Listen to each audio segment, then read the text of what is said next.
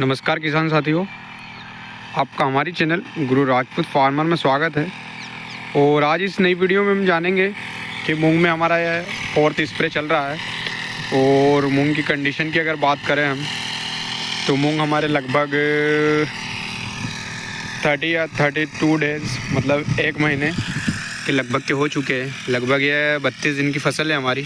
और आप देख सकते हैं इस प्रकार से यह फसल है हमारी जो आपको दिख रही होगी।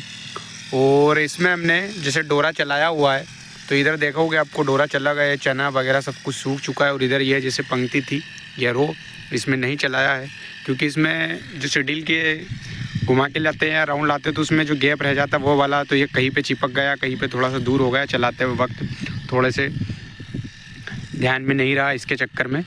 और ये मूंग में अभी हम जो स्प्रे कर रहे हैं, तो स्प्रे में हम इल्लियों का प्रकोप इसमें दिख रहा था। जैसे मैंने इसमें 2 तारीख को स्प्रे किया था और आज 8 से 10 दिन हो चुके हैं इसमें। तो इसमें आप देख सकते हो कि इस प्रकार से जो नई कोपल है उस पर इल्लियाँ लग चुकी थी। जैसे ये आपको ये दिख रही होगी, ये कोपल खा चुकी है। तो कुछ पौधों में स्टार्ट हुई थी, तो इसकी रोकथाम के लिए हम आज स्प्रे कर रहे हैं। और स्प्रे में फ्लुवेंडियामाइड जो टाकुमी वाला फार्मूलेशन होता है, जैसे कि मैंने आपको बताया था पहला स्प्रे जो किया था हमने, जो इससे पहले वाला, उसमें भी डाला था और आज भी वही डाल रहे हैं। इसके बाद हमें स्प्रे चेंज करना होगा क्योंकि एक ही दवाई का बार बार स्प्रे करने से जो पौधे पे रेजिस्टेंस, जो कीटों का रेजिस्टेंस होता है या प्रतिरोधक क्षमता बढ़ जाती है और उसके प्रति वह सेंसिटिव बन जाते हैं। तो उसकी रोकथाम करने के लिए हमें या तो स्प्रे को कुछ भी अगर इसके बाद ही जैसे टाकू में डालना है तो इसके बीच में हमें कोई सा अदर स्प्रे डालना होगा ताकि चेंज हो सके, और उसके बाद फिर ही डाल सकते हैं। तो इसके लिए हमें स्प्रे चेंज करना होगा। और आप देख सकते हैं 30 से 32 दिन की जो फसल है मूंग की, जो कि ये GM5 होता है, वह लगाया हुआ है। और अभी ये स्प्रे चल रहा है हमारा, जैसे कि आपको दिख रहा होगा स्प्रे। फुहार भी एकदम बेस्ट चल रही है हमारे पंप की। और अभी आप देखोगे तो पूरा मौसम में जैसे बादल छाए हुए हैं। थोड़ी सी दिक्कत ये आ रही है कि आपको पंप की हवा में फुहार थोड़ी उड़ती दिखाई दे रही है, लेकिन क्योंकि हवा ज़्यादा चल रही है और हवा के चलते थोड़ा सा स्प्रे में हमें दिक्कत हो रही है, क्योंकि हवा से फुहार थोड़ी सी उड़ जाती तो उतना अच्छा स्प्रे में जो रिज़ल्ट मिलना चाहिए वो थोड़ा सा 19 ही मिलेगा, 20% नहीं मिलेगा। तो इस प्रकार से थोड़ी सी दिक्कत हो रही, लेकिन डालना भी ज़रूरी है क्योंकि हमारे यहाँ पर 3 से 4 दिन से हवा रोज़ चल रही है और मौसम ऐसे ही चेंज हो चुका है। जैसे बारिश का हुआ, जैसे बारिश में हो जाता है, बादल छा रहे थे, उस प्रकार से हो गया है। तो इसके चलते हमें स्प्रे करना है क्योंकि थोड़ी सी हवा चल रही है, लेकिन हमने थोड़ा सा स्प्रे में दवाई का डोज बढ़ाया है ताकि जो हवा में हमारी फुहार का नुकसान हो रहा है उसको हम कवर कर सके। इसके लिए हमने थोड़ा सा दवाई का डोज बढ़ा लिया है। और दवाई छींटना ज़्यादा अनिवार्य है क्योंकि कुछ जगह पे जैसे मैंने आपको दिखाया है कि कहीं पे इस मूंग में हमें जो पत्तियाँ जो नई कोपल रहती है उसमें इल्लियाँ लग चुकी थी। जैसे कुछ पौधों में तो नहीं है, किसी में है, लेकिन डालना ज़रूरी है। तो उसके लिए हम बिल्कुल भी रिस्क नहीं ले रहे। थोड़ी सी हवा चल रही तो डोज बढ़ाया हमने ताकि दवाई का बेस्ट रिजल्ट मिले। और आपको जो मूंग इस अवस्था से में आ जाते हैं, मतलब बड़ी हाइट लेने लगते हैं या 5 पत्ती से ऊपर की अवस्था में रह जाते, तो आपको ऊपर ये इन पत्तों पर या बड़ों पत्तों पर आपको इंसेक्ट या इल्लियाँ नहीं मिलेगी या कीट, वो आपको इस जो नई कोपल पे मिलेगी। और नई कोपल ही खाते। और आप अगर आप बड़ी पत्ती पर देखोगे तो आपको ऐसा लगेगा कोई इल नहीं, लेकिन ये नई पत्तियां खा जाती है। तो उसकी रोकथाम के लिए आपको जो भी दवाइयाँ जो रिज़ल्ट अच्छा दे रही है या जो नहीं भी दे रही है, जैसे हमने फर्स्ट टाइम जब क्लोराइंटिनिलिप्रोल डाला था, सेकेंड टाइम, तो उस टाइम जैसे हमारे यहाँ पर 42 डिग्री टेम्परेचर हो चुका था एकदम से, तो उस टाइम हमें रिज़ल्ट नहीं दिया था क्योंकि पौधा छोटा था और दवाई उतनी अच्छे से लग नहीं पाती छोटे पौधे पर। और क्योंकि वह सिस्टमेटिक दवाइयाँ होती है तो पौधे पर लग नहीं पाती, जहाँ पर अच्छे से लग जाती है वहाँ पर पूरा रिजल्ट देती है, बाकी नहीं देती। और बड़े पौधे में क्या रहता है, बहुत सारी पत्तियाँ आ जाती है और दवाई प्रॉपर लग जाती है तो पूरा पौधा सिस्टमेटिक दवाई को ऑब्जर्व कर लेता है और पूरा सिस्टम से वर्क करता है। तो मतलब पूरे पौधे में उस दवाई का असर हो जाता है। तो ऐसा रहता है कि कुछ पत्तियों पर नहीं भी लगेगा लेकिन वह भी रिजल्ट दे जाएगा क्योंकि पूरा पौधा जहरीला बन जाता है। तो इस प्रकार की है स्थिति है मूंग की जो अभी की है 30 से 32 दिन की।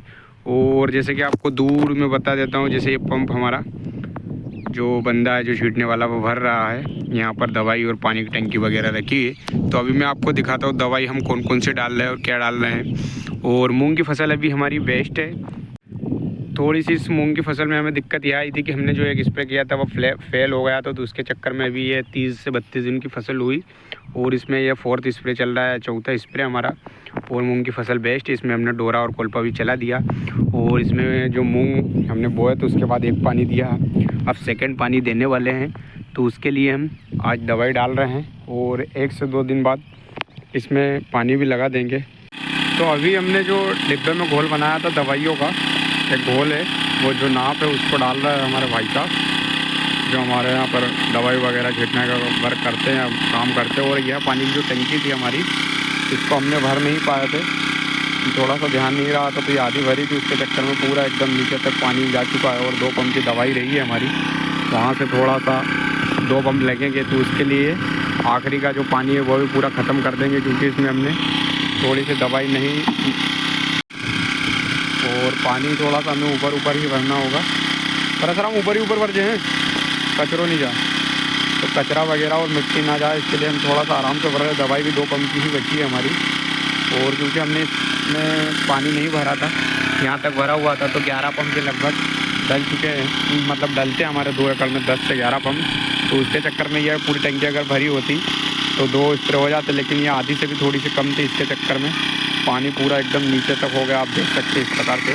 लेकिन हम उसमें कचरा वगैरह कुछ नहीं जाने दे रहे, एकदम हल्के हल्के से दे रहे, ताकि कचरा वगैरह कुछ नहीं जाए। और ये पंप है। और दवाई की जैसे बात करें हम, तो हमने इस डिब्बे में घोल बनाया था। क्यों घोल डाल ली हो? दवाई की बात करें तो जैसे हम ये वाइफेंथ्रिन 10 EC वाला होता है, या 10% EC फॉर्मुलेशन वाला, इसको डाल रहे हैं ताकि एफिड्स वाइट फ्लावर वगैरह को हम कंट्रोल कर सकते हैं। और इसके डोज की अगर बात करें तो जैसे मैंने आपको पहले स्प्रे में बताया था कि हम 30 से 35 ml प्रति 25 लीटर वाले पंप के हिसाब से डाल रहे हैं। लेकिन अभी सेकेंड स्प्रे चल रहा है इसी का, तो हम इसमें थोड़ा सा डोज बढ़ाया है हमने, इसको 40 से 45 ml प्रति पंप के हिसाब से डाल रहे हैं। और यह जो जाले वाली इल्ली रहती है उसकी रोकथाम के लिए बेस्ट होता है, मतलब अगर आपके खेत में ज़्यादा जाले वाली इल्ली लग चुकी है तो उसकी रोकथाम के लिए भी आप इसको डाल सकते हैं। और जैसे आज डालोगे तो कल ही आपको जाले वाली इल्ली नहीं दिखेगी, उस पर बहुत अच्छा रिजल्ट है इसका। और यह सिस्टमेटिक वर्क नहीं करता, यह कॉन्टैक्ट पॉइजन होता है। यह जो भी छोटे कीड़े रहते हैं उनके ब्रेन पे काम करता है, उसी प्रकार यह मारता है। कॉन्टैक्ट पॉइजन के रूप में इसको हम उपयोग में ले सकते हैं।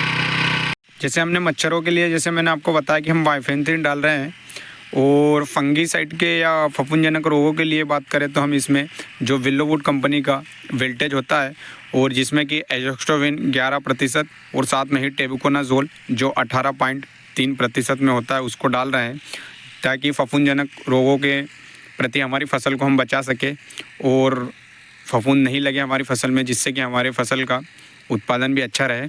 और इसमें हम जो इसके डोज की बात करें तो 200 ml प्रति एकड़ के हिसाब से डाल रहे हैं, जो कि विल्लोवुड का विल्टेज होता है, जो कि एजोक्स्ट्रोविन 11% एवं टेबुकोनाजोल 18% होता है। और यह दोनों ही फंगीसाइड जो फफूंदनाशक केमिकल होते हैं या कंटेंट है, इसमें दोनों ही सिस्टमेटिक रूप से वर्क करते हैं एवं बहुत ही अच्छे या ज़्यादातर फंगस को कंट्रोल करते हैं। इसके लिए हम इसको डाल रहे हैं। और इसके डोज की जैसे मैंने आपको बता ही दिया है कि 200 ml प्रति एकड़ के हिसाब से डाल रहे हैं। जैसे कि मैंने आपको इसी वीडियो में बताया था कि हम इसमें इंसेक्ट या इल्लियों के कंट्रोल के लिए फ्लुवेंडियामाइड या टाकोमी वाला फार्मूला होता है, उसको डाल रहे हैं। तो इसकी अगर डोज़ की बात करें तो हमने इसको पहले 80 ग्राम प्रति एकड़ डाला था, और अभी थोड़े से मूंग भी बड़े हो गए, और क्योंकि ये सेकंड टाइम स्प्रे कर रहे हैं हम, तो इसकी हमने जो डोज़ है उसको बढ़ा दिया है, 120 ग्राम प्रति एकड़ के हिसाब से डाल रहे हैं। और यही जो इसको मैन्युफैक्चर या बना रहा है, निर्माता इसका रेलिड्स इंडिया लिमिटेड है, जो कि एक टाटा का ही ग्रुप है, जो कि रिलीज मैन्युफैक्चर या निर्माता के नाम से भी प्रोडक्ट बनाता है। तो और इसकी जो मार्केटिंग की अगर बात करें तो भारत सरकार इसकी मार्केटिंग कर रही है, इसको बेच रही है। अगर हम इसके लीफलेट की बात करें तो इसमें दिखा है, यहाँ पर दिखाएगा नेम ऑफ क्रॉप, मतलब जो फसल का नाम है। और डोसेस की बात करें और कौन कौन से कीट को ये रोकता है, तो उसकी भी सारी जानकारी है, तो आपको इस लीफलेट के माध्यम से आप देख सकते हैं। और अपनी फसल में जो भी कीट लगे उनकी रोकथाम के लिए अलग अलग फसलों के हिसाब से आप डोज को डाल सकते हैं। और डोज़ की बात करें तो इसमें जो डोज दिए हैं, जो कि डोज पर हेक्टेयर फार्मूला 100 ग्राम के हिसाब से दिया है, जो कि हेक्टेयर में लिखा हुआ है इसमें। तो अगर चावल में डालेंगे तो 125 ग्राम, कॉटन में 250 ग्राम। इसी प्रकार से सारी फसलों की जानकारी दी हुई है, जैसे कि आपको दिख रही होगी इसमें, जैसे ब्लैक ग्राम की दी है, ग्राउंडनट की है जो कि फलीदाना होता है। तो सभी फसलों के लिए अलग अलग दिया हुआ है। तो हम जो हमारी मूंग की फसल में 120 ग्राम प्रति एकड़ के हिसाब से इस फ्लुवेंडियामाइड या टाकुमी वाला जो फार्मूला होता है उसको डाल रहे हैं। और यह पंप रख दिया हमने, जो कि हमारी दवाई का एंड हो चुका है, मतलब पूरी दवाई ख़त्म हो चुकी है। तो अगर आप सभी किसान भाइयों को वीडियो पसंद आई हो तो वीडियो को लाइक करें, चैनल को सब्सक्राइब करें। जय जवान जय किसान। वीडियो देखने के लिए धन्यवाद।